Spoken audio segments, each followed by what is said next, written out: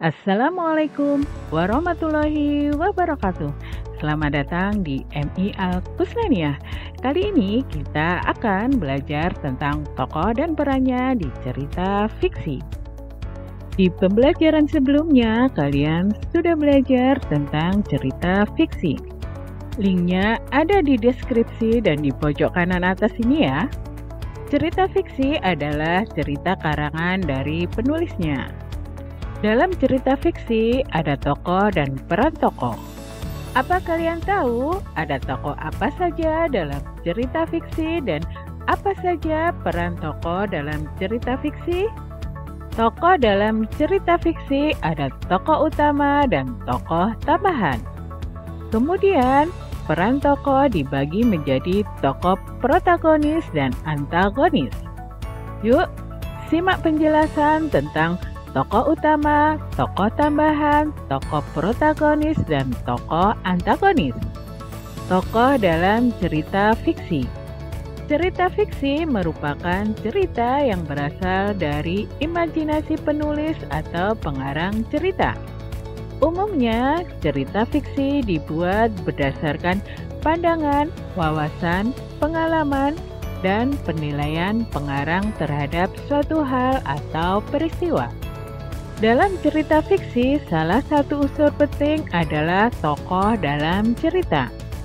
Ini karena tokoh dalam cerita membuat cerita lebih hidup, sehingga pembaca bisa membayangkan cerita itu seperti terjadi di dunia nyata. Tokoh merupakan sosok atau karakter yang menggambarkan suatu peristiwa dalam cerita yang diperankan. Dalam cerita fiksi, umumnya tokoh dibagi menjadi tokoh utama dan tokoh tambahan. 1. Tokoh utama. Tokoh utama merupakan tokoh yang memiliki peranan penting dalam suatu cerita. Tokoh utama biasanya paling banyak diceritakan, baik sebagai pelaku kejadian maupun sosok yang dikenai kejadian dalam cerita. Ada juga tokoh utama yang selalu ada dalam semua kejadian dalam cerita. 2. Tokoh tambahan. Tokoh tambahan juga disebut dengan istilah tokoh pembantu.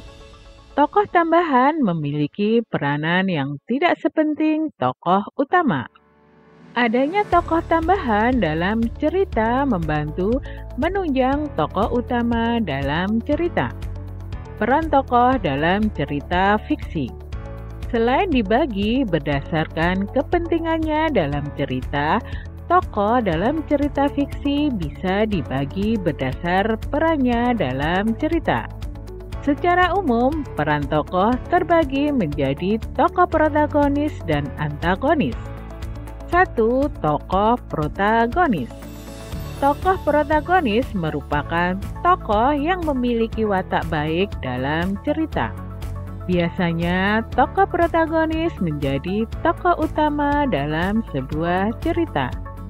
2. Tokoh antagonis. Tokoh antagonis merupakan tokoh yang memiliki watak buruk dalam cerita. Biasanya, tokoh antagonis merupakan sosok yang menyebabkan timbulnya konflik yang dialami oleh tokoh protagonis.